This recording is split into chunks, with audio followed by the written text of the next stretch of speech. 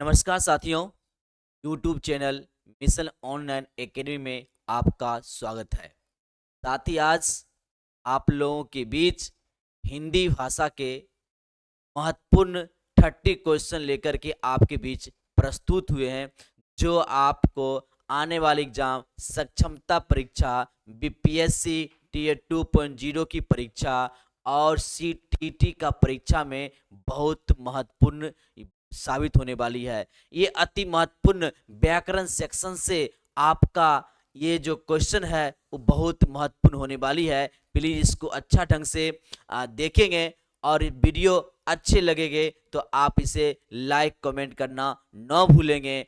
आप साथियों, इसमें कहा जाता है आपको कि हर पल पे ही तेरा नाम होगा, हर पल पर ही तेरा नाम होगा, तेरे कदमों पे दुनिया को सलाम होगा, तेरे कदमों पर दुनिया को सलाम होगा। मुश्किल का हिम्मत से सामना करना, मुश्किलों का हिम्मत से सामना करने मेरे भाइयों, देखना एक दिन वक्त भी तेरा गुलाम होगा, देखना एक दिन वक्त भी तेरा गुलाम होगा। साथियों, आपको एक कहना चाह रहे हैं, सिर्फ और सिर्फ अपने मेहनत को बनाए रखें, अपने जोश को जगाए रखें, जुनून को कम होने मत दे। और यह आपके अंदर दो चीज आपके अंदर रहेगी, जुनून, इच्छाएं, फिर आपको किसी एग्जाम से डरने की आवश्यकता नहीं है, वो एग्जाम स्वतः अपने आप फतह हो जाएगी। तो साथियों, आपको विशेष जानकारी के लिए यदि आपको ये क्लास ज्वाइन करनी है, तो आप क्या करेंगे साथियों, आप इस नंबर पर कांटेक्ट करेंगे, इस नंबर पर कांटेक्ट करेंगे, इस नंबर पर लिखते हैं नंबर, उसे कनेक्ट करके आप क्लास के बारे में या विशेष जानकारी आप ले सकते हैं। 7992258422 7992258422 इस नंबर पर आप संपर्क करके क्लास ज्वाइन कैसे किया जाता है और एग्जाम की जानकारी के लिए और सलाह के लिए आप इस पर फोन कर सकते हैं, व्हाट्सएप करते हैं और आपको जवाब मिलेगी। और नहीं तो इस वीडियो के चैट बॉक्स में आप अपने क्वेश्चन लिखेंगे और उस क्वेश्चन को हर संभव आपको जवाब देने की कोशिश किया जाएगा। और हमेशा आपके साथ यह मिशन ऑनलाइन एकेडमी की टीम हमें आपके साथ रहेगी।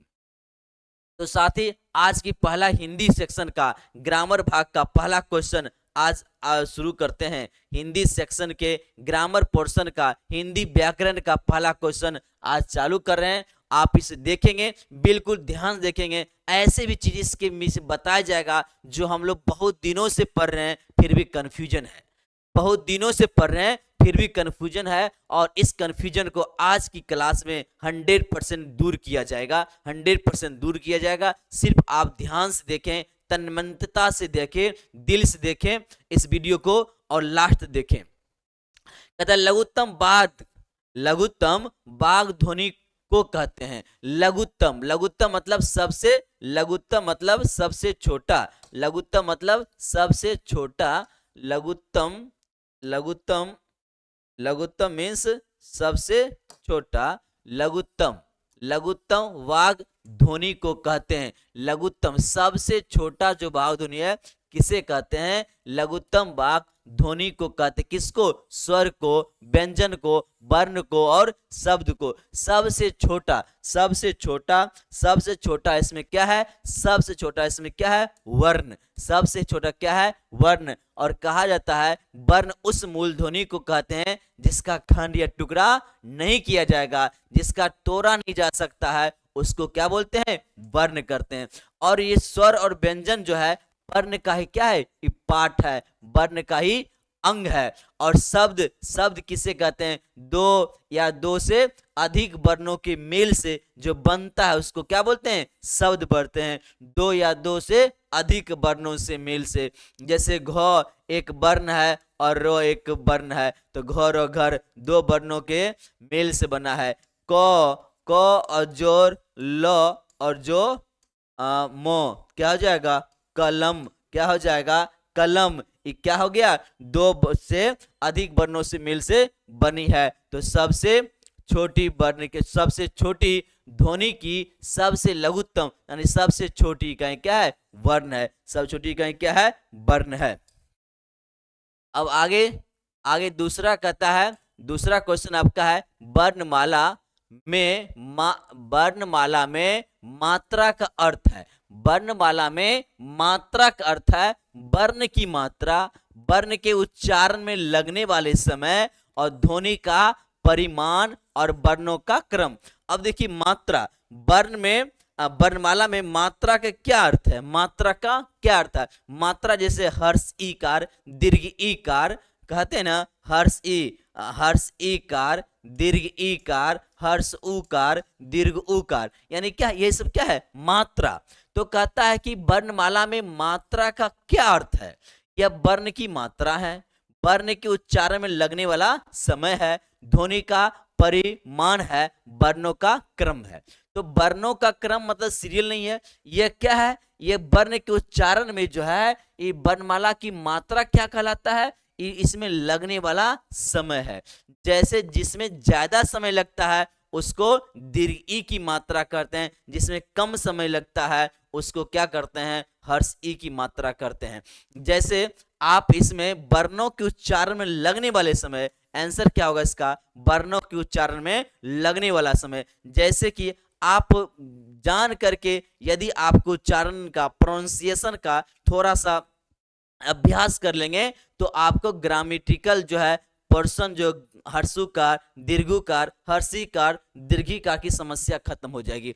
जैसे आप ध्यान दीजिएगा, जैसे हम बोलते हैं कविता कविता कविता, तो क बोलेंगे कविता कविता, तो कभी बी पर क्या होता है, ज्यादा जोर नहीं पड़ती है, इसलिए क्या होगा, हर्षी हुआ। अब बोलेंगे कभी, अब देखिए बोलते हैं कभी कभी कभी कभी बोलना पड़ेगा, तो क और दीर्घिकार कि कभी, आपको देखिए कभी, तो कभी कभी ज्यादा जोर डालना पड़ेगा, तो क्या होगा यहाँ पर, ये कभी कभी। तो यहाँ पर क्या करना है कि जहां ज्यादा जोर डालना पड़ता है, ज्यादा जोर डालना पड़ता है, कि क्या होता है, दीर्घ ई की मात्रा होता है। जैसे आप देखेंगे दुर्गा दुर्गा दुर्गा, दू में कम जोर पड़ता है तो दुर्गा, तो हर्षुकार क्या होगा, हर्षुकार दुर्गा दुर्गा। अब देखिए पूजा, अब देखिए पूजा पूजा, अब पूजा पू बोलना ही पड़ता है जोर से, पूजा, तो पू और जा पूजा। देखिए पूजा, पू में टाइम लगना पड़ता है, पूजा तब होता है पूजा। और दुर्गा, दुर्गा में कम समय लगता है, जिसमें कम समय लगता है हर्ष का मात्रा होगा, जिसमें ज्यादा समय लगता है उसमें दीर्घ का मात्रा होगा। तो वर्णों के उच्चारण में लगने वाले समय क्या करता है, मात्रा का अर्थ है, वर्णों में उच्चारण में लगने वाले समय क्या है, मात्रा का अर्थ है। अब इसमें कहता है व्यंजन वर्ण की परिभाषा है दीर्घ स्वर वर्ण वाले, स्वर की सहायता से बोले जाने वाले वर्ण, बिना किसी सहायता से बोले जाने वाले वर्ण, बिना अवरोध के बोले जाने वाले वर्ण।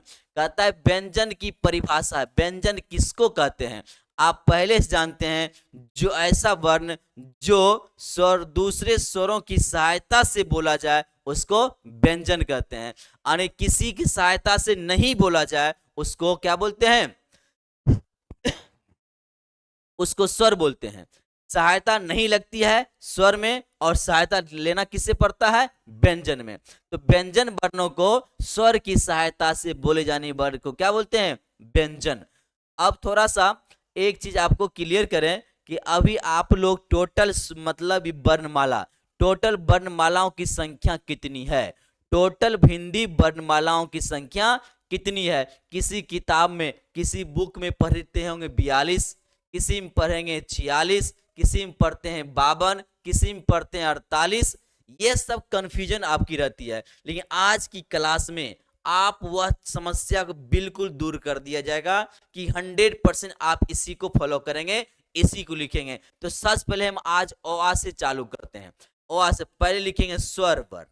स्वर वर्ण कौन कौन होता है, स्वर वर्ण, स्वर वर्ण में आपको लिखते हैं, बिल्कुल आज नोट कर लेंगे, ओ आ हर्ष ई दीर्घ ए हर्ष उ दीर्घ उ और री। इसकी संख्या कितना हो गया 6। अब क्या है ए 7 हो गया, 7 हो गया। आई क्या है ओ और ये औ। ये हो गया 7 और ये हो गया 4। तो 7 4 क्या हो गया 11। स्वर वर्ण की संख्या 11। आप यहां लिखते हैं हम आपको स्वर वर्ण की संख्या, स्वर वर्ण की संख्या कितना 11। 100% आज याद रखिएगा। उसके बाद 11 स्वर्ण वर्ण हो गया। अब देखिए क वर्ग, क वर्ग, च वर्ग, ट वर्ग और त वर्ग और प वर्ग, प वर्ग। ये सभी 5 5 हैं। ये कितना हो गया 25। ये कितना हो गया 25। ये कितना हो गया 25। अब इसमें 25 हो गया। उसके बाद देखिएगा य र ल व, य र ल व। इसको बोलते हैं, इसको बोलते हैं य र ल व को अंतस्थ, अंतस्थ, अंतस्थ। क्या बोलते हैं अंतस्थ। और उसके बाद तालब स, मूर्धन स, दंस और ह। तालम स, मूर्धन स, दंस, दन तालम स, मूर्धन स, दंस ह को इसको बोलते हैं उष्म, उष्म। क्या बोलते हैं उष्म वर्ण, उष्म वर्ण। ये दोनों 8, ये हो गया 4 और ये हो गया 4। क्या हो गया 8। अब एक बात और, क से लेकर प तक जो 25 है इसको बोलते हैं स्पर्श वर्ण। इसको क्या बोलते हैं स्पर्श वर्ण, स्पर्श वर्ण बोलते हैं। स्पर्श वर्णों की संख्या 25। य र ल व अंतस्थ क्या कितना 4 और तालब से मूर्धन से दंस हो उष्म कितना हो गया 4 4 ये 8। ये कितना हो गया 8। 8 और 25 ये क्या हो गया 33। यह व्यंजन क्या हो गया व्यंजन वर्ण हो गया 33। व्यंजन वर्ण कितना हो गया 33। याद रखिएगा स्वर्ण वर्ण कितना हो गया 11। 100% स्वर्ण वर्ण कितना हो गया 11। और क वर्ग, च वर्ग, ट वर्ग, प वर्ग, त वर्ग और प वर्ग ये कितना हो गया 25। इसको क्या बोलते हैं स्पर्श वर्ण। और ये और लो वो को अंतस्थ वर्ण बोलते हैं। तालब स, मूर्धन स, दंस हो को उष्ण वर्ण बोलते हैं। ये कितना हो गया 8 और 25 और 8 कितना हो गया 33। तो व्यंजन वर्ण कितना है 33। 100% आप ध्यान रखेंगे व्यंजन वर्ण कितना है 33। अब आगे 33 और 11, 33 और 11, 33 और 11 कितना हो गया 44। अब देखिए संयुक्त वर्ण, संयुक्त वर्ण, संयुक्त वर्ण, संयुक्त वर्ण आपका क्या हो गया संयुक्त वर्ण अक्ष, अक्ष, तरह, ज्ञा और जैसे हम लोग लिखते हैं श्री यानी स्र, श्री लिखते हैं उसका स्र। श्री कहां से आता है वह संयुक्त वर्ण है, संयुक्त वर्ण है। तो संयुक्त वर्ण कितना हो गया संयुक्त वर्ण, संयुक्त वर्ण कितना हो गया संयुक्त वर्ण आपका कितना वहां पर 4। संयुक्त वर्ण कितना हो गया 4। तो 44 और 4 कितना हो गया 48। 44 4 कितना हो गया 48 संयुक्त वर्ण हो गया। अब आप देखिए इसको एक अयोग वाह, अयोग, अयोग वाह क्या है अयोग वाह जिसको अनुनासिक कहते हैं, अनुनासिक, अनुनासिक भी कहते हैं। यह क्या है अनुनासिक। यह है अंग, यह क्या है अंग और अह। ये क्या है अंग और अह जिसको अंत में कहते हैं अनुस्वार और क्या कहते हैं विसर्ग। उसको अनुस्वार कहते हैं और विसर्ग। तो अनुनासिक ये अयोग वाह। तो यहां पर क्या हो गया अयोग वाह। क्या हो गया अयोग वाह। अयोग वाह कितना हो गया आपको 2। अयोग वाह कितना हो गया 2। तो क्या 48 2 50 अयोग वाह क्या हो गया 2। तो जगह नहीं है यहां लिखते कि दुई गुण, दुई गुण, दुई गुण कितना हो गया दुई गुण हो गया। जैसे टो ठो डो ढो ये क्या होगा बरी रो और यहाँ क्या हो गया ढो। जैसे कि आप टोठो में क्या लिखते हैं टोठो में ये डो लिखते हैं और ये ढ लिखते हैं। टोठो में ई दोनों होता है, टोठो में ये दोनों होता है, इसके नीचे बिंदु नहीं होती है, इसके नीचे बिंदु नहीं होती है, इसका भी प्रयोग किया जाता है और इसका भी प्रयोग। ये तो टोठो में आ गया, टो वर्ग में आ गया, लेकिन दुई गुण में आपका ये र और ये ढो आएगा। तो दुई गुण, तो दुई गुण, दुई गुण कितना है, ये दो, टोटल कितना हो गया 52, टोटल कितना हो गया 52, ये टोटल मिला कितना हो गया आपका, ये 52 हो गया। तो आप टोटल वर्णों की संख्या, टोटल वर्णों की संख्या कितनी है, कितनी है 52। हमेशा आज इस चीज को 100% याद रखेंगे, इसको याद रखेंगे। आप इस स्क्रीनशॉट ले लीजिए और यही एग्जाम आपको पूछना है और यही एग्जाम आपको लिखा जाएगा। तो इसका बार बार इसको आप देखेंगे, इसे बार बार देखेंगे, इसका स्क्रीनशॉट भी आप ले सकते हैं। और ये टोटल वर्णों की संख्या आपका क्या हो जाएगा, तो टोटल वर्णों की संख्या क्या हो जाएगा 52।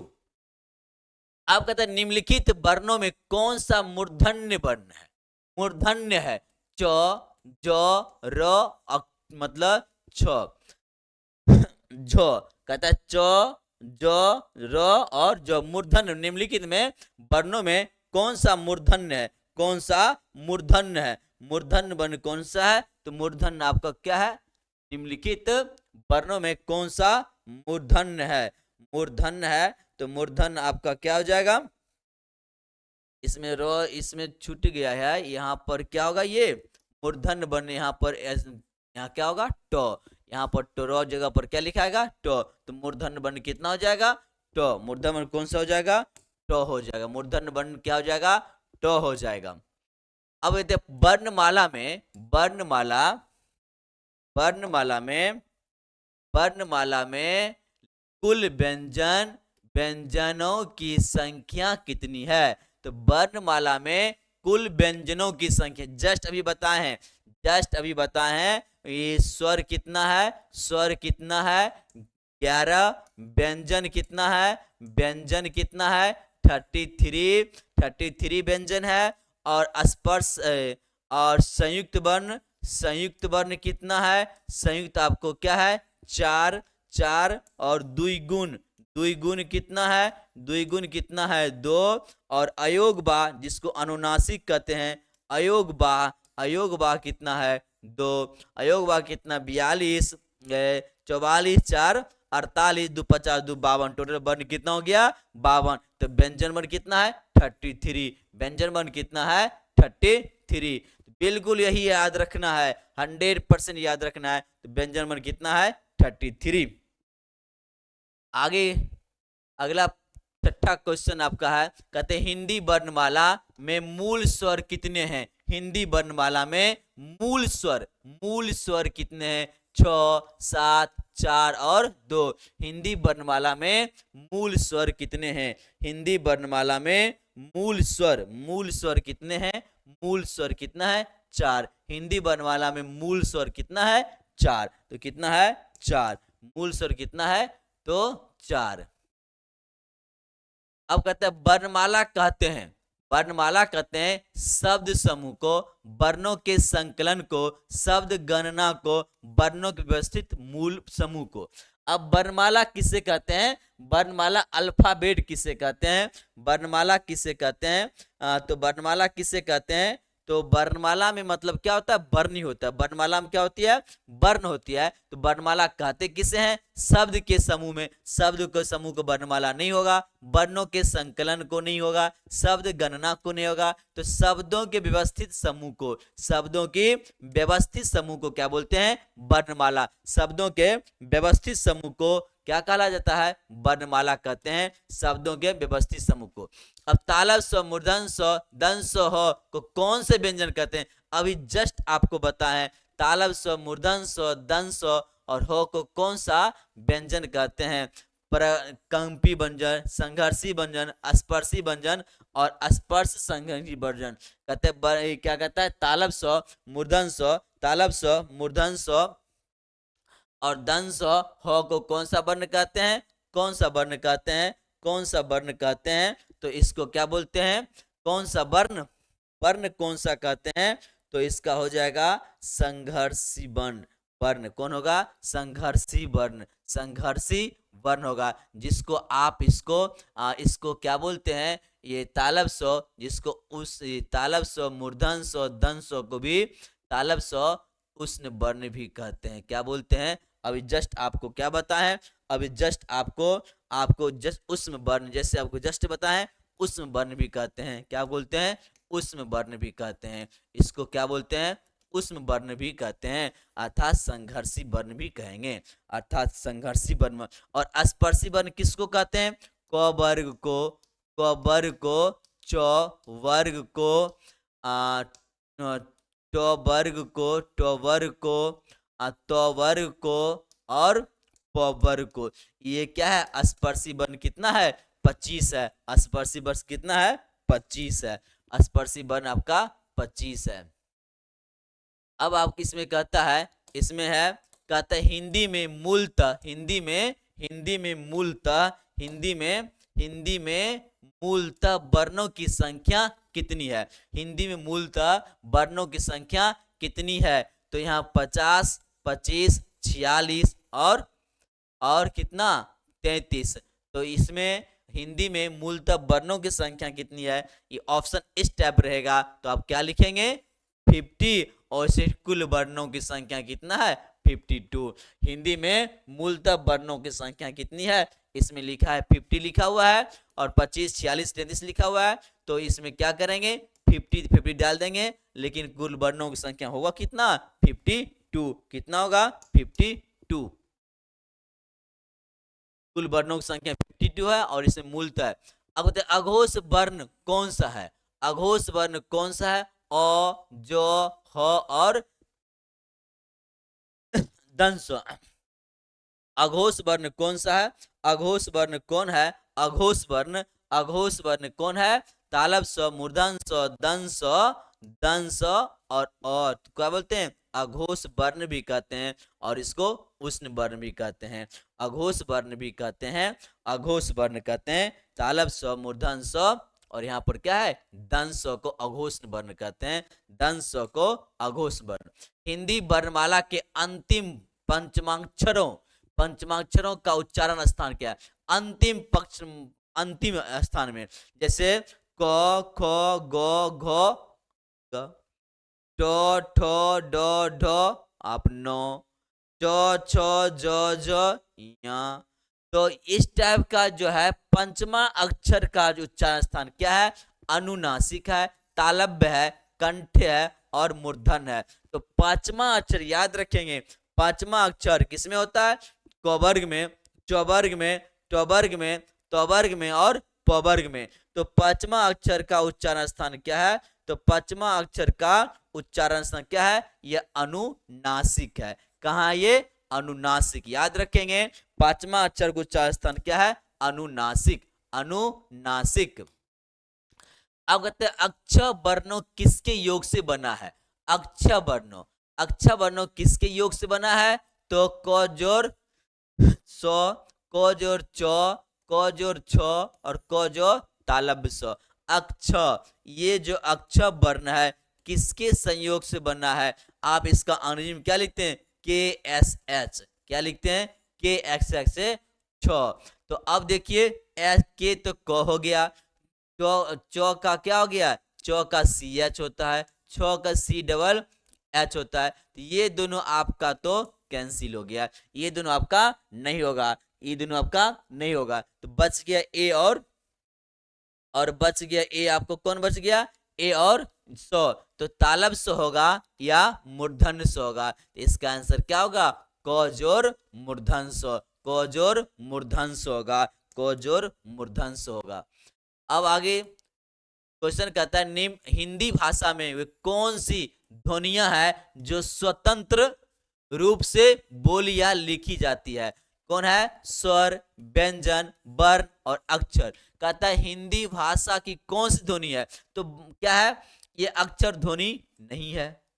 अब देखिए, वर्ण है, वर्ण क्या? वर्णमाला है। अब ध्वनि कौन सी है? तो ध्वनि वर्ण क्या है, वर्ण में व्यंजन और स्वर दोनों आती है। तो कहता है स्वतंत्र रूप से, तो स्वतंत्र रूप से कौन बोला जाता है, स्वर बोला जाता है। स्वतंत्र रूप से कौन बोला जाता है, स्वर बोला जाता है स्वतंत्र रूप से।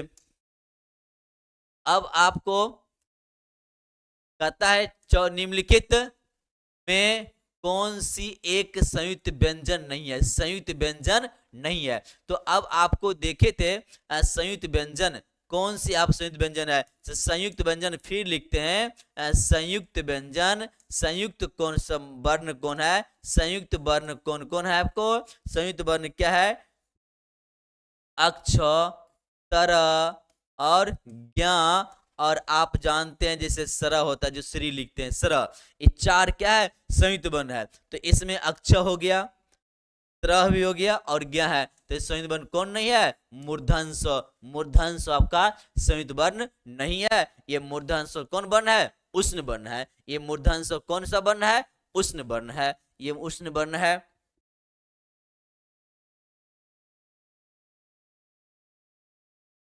15 क्वेश्चन है, कहते हैं अघोष वर्ण कौन है, अघोष वर्ण, अघोष वर्ण कौन है, अघोष वर्ण कौन सा है, अघोष वर्ण अ, ज, ह और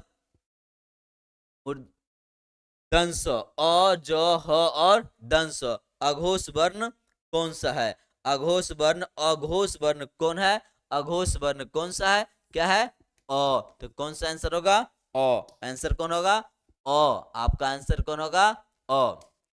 अब कहता है निम्न में से नासिक, निम्न में से नासिक व्यंजन कौन सा है, नासिक व्यंजन, नासिक व्यंजन सब क्या है, ये निम्नलिखित में से नासिक व्यंजन कौन सा है, नासिक, जो नासिक व्यंजन निम्नलिखित में से, नासिक व्यंजन निम्नलिखित में से नासिक व्यंजन कौन है, नासिक के आप ध्यान देंगे, अनुनासिक व्यंजन उसे कहते हैं जो वर्णों के पांचवा अक्षर पे होता है, जो वर्णों के पांचवा होता है, जैसे क ख ग घ, उसका बाद वाला पांच, च छ ज झ चार हो गया, उसके बाद वाला क्या हो गया, पांच। अब देखिए प फ ब फ, ये चार हो गया, पांचवा क्या हो गया, म। यानी पांचवा अक्षर क्या होता है, अनुनासिक होता है, अनुनासिक या नासिक के होता है। इसमें पांचवा अक्षर नहीं है, इसमें एक भी आंसर सही आपका नहीं होगा। तो आंसर देने के लिए आप तो क्या करेंगे, इसी गौ को क्या करते हैं, चौथ यहाँ लिख देंगे, इसी गौ क्या करेंगे, यहाँ लिख देते हैं, गौ नहीं होगा, क्या होगा यहाँ, अर्थात जो पांचवा व्यंजन होता है वही क्या होता है, अनुनासिक होता है। पांचवा व्यंजन होता है अनुनासिक होता है। जैसे कि आप रो लिखते हैं, या ये लिखते हैं, उसके बाद इनो लिखते हैं, इनो लिखते हैं, और ये क्या होता है, मो लिखते हैं, यही सब क्या हो गया, अनुनासिक वर्ण, यही सब क्या हो गया, अनुनासिक हो गया। कहते हैं हिंदी वर्णमाला में स्वरों की संख्या कितनी है, 8, 9, 13, 14। हिंदी वर्णमाला में स्वरों की संख्या कितनी है, 8, 9, 13, 14। तो हिंदी वर्णमाला में स्वरों की संख्या आप मात्र कितना है, 11। कितना है, 11। याद रखिएगा स्वरों की संख्या क्या है, 11। जहां पर 11 दिया रहेगा तो 11 लिखेंगे, अधिक 11 नहीं दिया रहेगा तो क्या करेंगे, ऑप्शन में 13 मारेंगे। अधिक 11 दिया रहेगा तो निश्चित रूप से 11 लगाएंगे। यदि ऑप्शन इस टाइप का ऑप्शन रहेगा तो उसमें क्या करेंगे, 13 लगा देंगे, उसमें क्या करेंगे, 13 लगा देंगे। बिल्कुल आप ध्यान रखें किस टाइप क्वेश्चन हिंदी में, क्योंकि सभी बहुत वैज्ञानिक ने अपना अपना मत लोग दे रहे हैं, तो किसी के मत के अनुसार वो हो जाता है, जितने साहित्यकार उनके अनुसार। कहते हैं हिंदी वर्णमाला में अ और अह क्या है, अ और अह क्या है, तो इसमें अ ने अंग होगा, इसमें क्या हो गया, अंग, अंग होगा, इसमें क्या होगा, अंग। हिंदी वर्णमाला में अंग और अह क्या है, अंग और अह क्या है। तो आपको थोड़ा देर पहले बताए थे स्वर कितना हो गया, स्वर अ से लेकर के अ आ क्या हो गया, 11 गो। व्यंजन कितना है, क वर्ग, क वर्ग से लेकर के प वर्ग तक कितना था, 25 था। और इसके बाद य, र, ल, व, तालब स, मूर्धन्य स, दंस और ह कितना था, ये 8। तो व्यंजन कितना था, 33। तो संयुक्ता वर्ण कितना फिर लिखते हैं ताकि हमेशा याद रहेगा। अक्ष, तर, ज्ञ और सर, ये कौन है? संयुक्ता वर्ण, संयुक्त अक्षर मतलब संयुक्त वर्ण है। और अयोग बा, अयोग बा अंग और अह, अंग और अह यानी अंग और यह क्या है? विसर्ग। यह क्या है? अयोग बा। अंग और अह क्या हो गया? अयोग बा। इसको अनुनासिक भी कहते हैं। कहते हैं निम्नलिखित में उच्चारण स्थान के आधार पर कंठ से लेकर मुख विवर में उच्चरित व्यंजन ध्वनियां का सही अनुक्रम क्या है? तो सही अनुक्रम क्या है? सही अनुक्रम कंठ्य, तालव्य, वर्त्स, दंत, ओष्ठ्य, तालव्य, कंठ्य, ओष्ठ्य, दंत, वर्त्य, दंत, ओष्ठ्य, कंठ्य, वस, तालव्य, ओष्ठ्य, वर्ष, तालव्य, कंठ्य और दंत। कहता है निम्नांकित में उच्चारण स्थान, निम्नांकित में उच्चारण स्थान के आधार पर कंठ से लेकर मुख विवर में उच्चरित व्यंजन ध्वनियां का सही अनुक्रम क्या है? तो सही अनुक्रम क्या है? तो पहले क्या है? कंठ्य, तालव्य, वस, दंत और ओष्ठ। ओष्ठ कहाँ है? सबसे अंतिम में। पहले क्या है? कंठ से शुरुआत होती है, तब तालव्य, तो वर्ष से, तो दंत से और अंत में क्या हो गया? ओष्ठ से। तो याद रखेंगे शुरुआत में कंठ और अंत में ओष्ठ। शुरुआत में क्या हो गया? कंठ और अंत में क्या होगा? ओष्ठ, ओष्ठ, ओष्ठ। अब आपका क्वेश्चन 20 क्वेश्चन, ये आप तालब व्यंजन, तालब व्यंजन है च, छ, ज, झ, ट, ठ, ड, ढ, त, थ, द, ध, प, फ, ब, भ। अब क्या कहता है इसमें? तालब्य, तालब्य व्यंजन है, तालब्य व्यंजन है। ये तालब्य व्यंजन है। तालब्य व्यंजन कौन सा है? तालब्य च, छ, ज, झ, अर्थात तालु से उच्चारण स्थान के लिए कहता है। तो तालब्य व्यंजन क्या है? च, छ, ज, झ, तालब व्यंजन है। ये तालब व्यंजन है। बिल्कुल आप आगे 9 क्वेश्चन और है, आप बिल्कुल ध्यान दें, पूरा देखिए वीडियो। हिंदी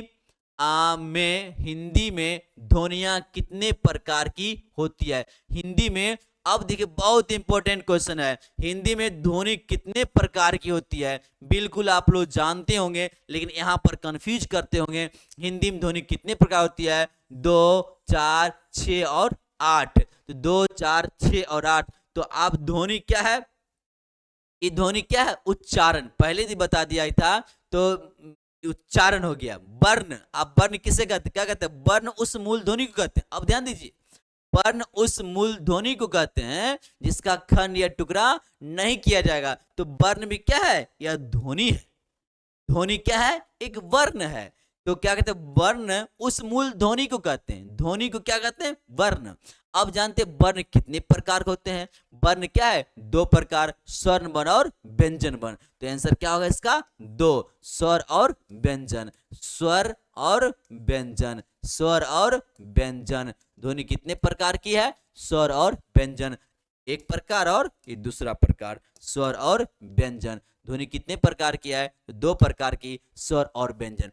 वर्णमाला में स्पर्श व्यंजनों की संख्या कितनी है? अब देखिए स्पर्श व्यंजन, अभी स्पर्श व्यंजन की संख्या कितनी है? वर्णमाला में स्पर्श व्यंजन की संख्या, स्पर्श व्यंजनों की संख्या कितनी है? अब आपको थोड़ा देर पहले बताए थे स्पर्श वर्ण, स्पर्श वर्ण। स्पर्श वर्ण क्या बताए थे आपको? क वर्ग मतलब 5, च वर्ग कितना? 5, ट वर्ग, इसलिए बार बार लिखते ताकि आपके माइंड पर निश्चित फिट हो जाए। और त वर्ग कितना? 5, और प वर्ग कितना? 5, 1, 2, 3, 4, 5, तो 5 गुना 5 यानी कितना? 25। स्पर्श वर्ण कितना है? और 25। अब कहेंगे व्यंजनों की संख्या है, तो इसमें क्या होता है? उष्ण वर्ण और आपको क्या होता है? अंतस्थ वर्ण दोनों मिल जाता है, तो टोटल कितना होता है? 4 उष्ण वर्ण है और 4 अंतस्थ वर्ण है तो उसको मिलकर ये 33 हो जाता है। लेकिन स्पर्श वर्ण कितना हो गया 25। स्पर्श वर्ण कितना हो गया 25। क वर्ग, च वर्ग, ट वर्ग, त वर्ग और प वर्ग। बिल्कुल 100% याद रखिएगा। और कोई बुक क्या कहता है उसमें नहीं नहीं जाना है। ये आप जो बता रहे हैं बिल्कुल क्लियर 100% है। निम्न में ओष्ठ्य वर्ण कौन सा है? ओ है, आ है, ई है, हर्ष ई है और हर्ष। ओष्ठ्य वर्ण, ओष्ठ्य वर्ण कौन है? तो ओष्ठ्य वर्ण क्या है? ओष्ठ्य उ, जो ओठ से बोला जाता है। अ, आ, हर्षी, दीर्घी। तो ओष्ठ्य वर्ण क्या है? ओष्ठ्य वर्ण क्या है? उ। तो उ, आप उ बोलेंगे तो आपका ओठ देखिएगा उसका आकार चेंज हो जाएगा उ। तो उ, तो उ से क्या होता है? हर्ष उ या दीर्घ उ। तो बोलते हैं वह क्या है? ओष्ठ्य वर्ण क्या है?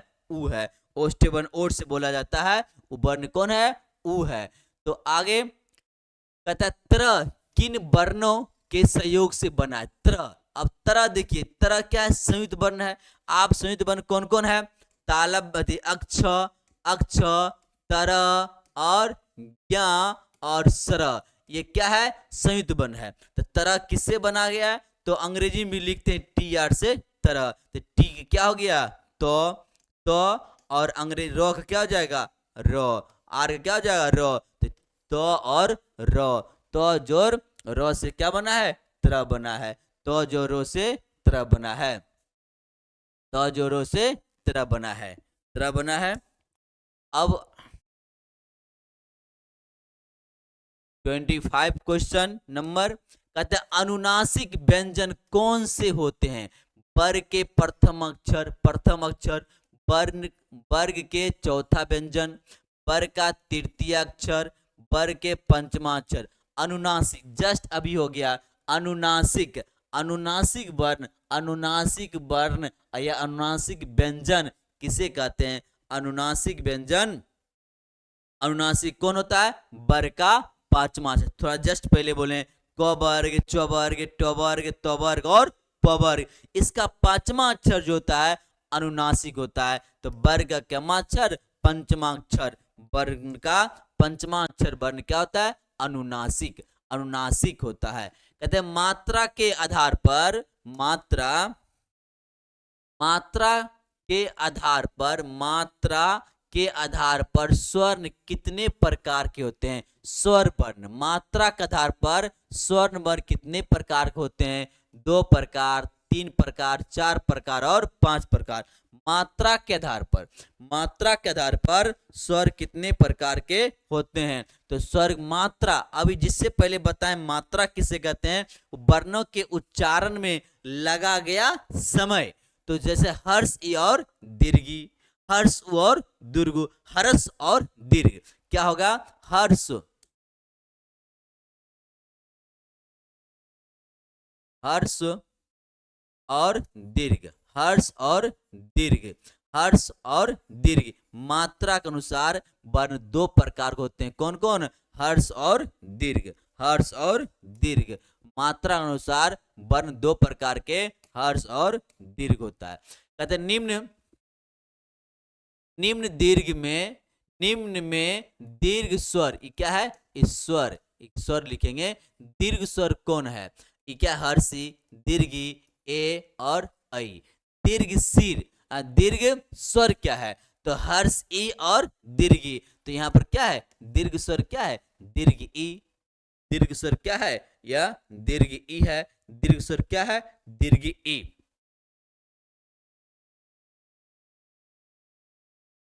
28। अब देखिए प्लुत शब्द कौन सा है? प्लुत, ओम, ओम, ओम, ओम। देखिए ओम इसको भी लोग ओम पढ़ता है, ओम पढ़ता है, ये ओम पढ़ता है। लेकिन ओरिजिनल क्या हो गया? ओम। ये क्या सही से लिखेंगे? इसका जो उच्चारण स्थान है ओम, इसको प्लुत स्वर क्या है? ओम। इसको इस तरीका से ओम पढ़ेंगे। तो ऑप्शन नंबर क्या होगा? 1। ऑप्शन नंबर क्या होगा? 1। अब कहता है स्वर किसका भेद है? स्वर किसका भेद है? संधि का, समास का, वर्ण का और लिंग का। स्वर किसका भेद है? अब देखिए भेद, उसको किसको स्वर में और में टुकड़ा किया जाता है। तो स्वर किसका भेद है? वर्ण का। स्वर को किसका है? ये वर्ण का। एक वर्ण स्वर किसको भाग, दो भाग में है, एक स्वर्ण वर्ण, एक क्या है? स्वर्ण वर्ण, और दूसरा क्या है? व्यंजन वर्ण। स्वर्ण वर्ण और दूसरा व्यंजन वर्ण। ये क्या है? स्वर्ण वर्ण और दूसरा व्यंजन वर्ण।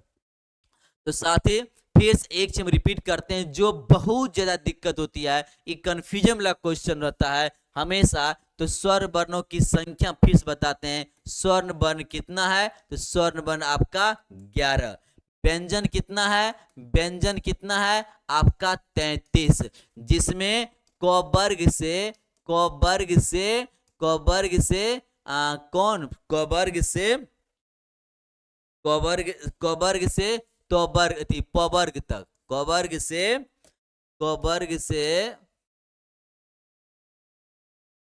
क वर्ग से प वर्ग तक, प वर्ग तक कितना हो गया? 25। 25 और और क्या है? अंतस्थ, अंतस्थ क्या है? अंतस्थ कौन कौन है?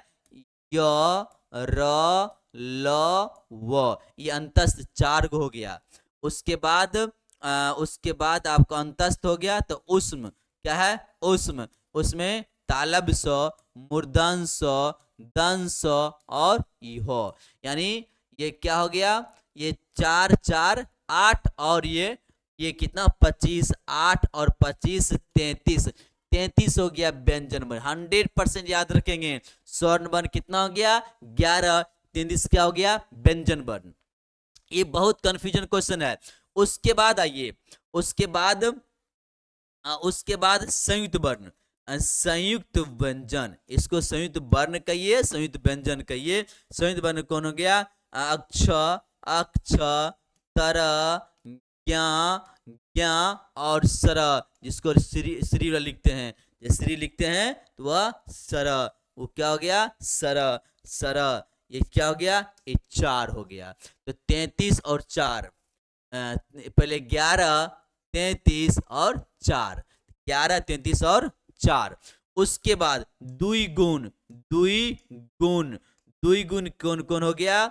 ये र हो गया और ये ढ हो गया। द्विगुण कितना हो गया? 2, तो यहां लिखेंगे 2।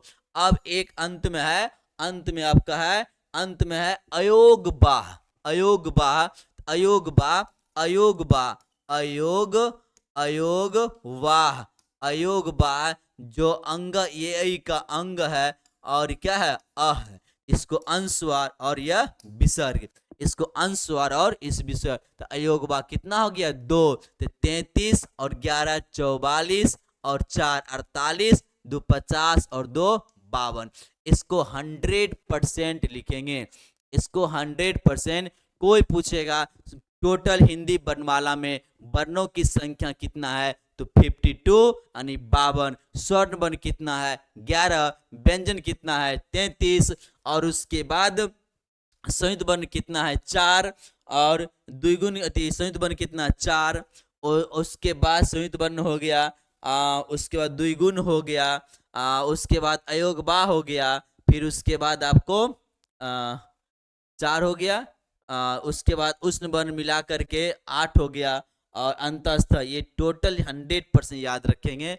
और इसी टाइप का क्वेश्चन वर्णमाला में छूटना नहीं चाहिए। आज का क्लास वर्णमाला साथियों यही रहेगा। सिर्फ अपने आप को क्या करना है? अपने माइंड सेट को चेंज करना है कि आपसे बहुत कुछ होता है, तो बहुत कुछ होता है। कहता है सोच के बदलो सितारे बदल जाएंगे, सोच के बदलो सितारे बदल जाएंगे, नजर के बदलो नजरिया बदल जाएंगे।